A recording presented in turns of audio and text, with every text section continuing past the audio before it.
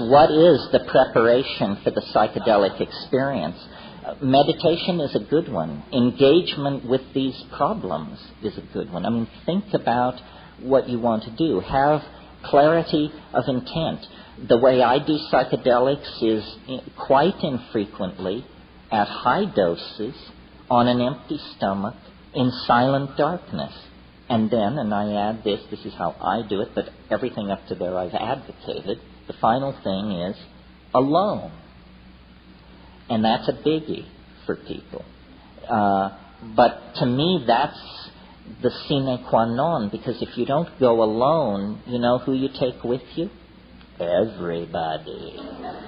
Because the other person represents the cultural system, inevitably. Inevitably.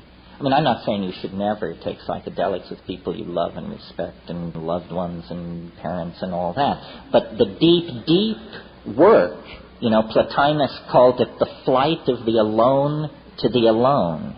The deep, deep work has to be done alone because, dig it, the last dance you will dance alone.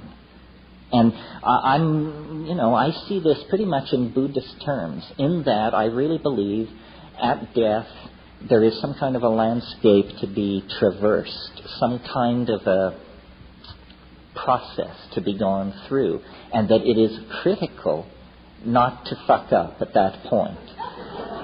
I mean, they all insist on this, right? Whatever it is.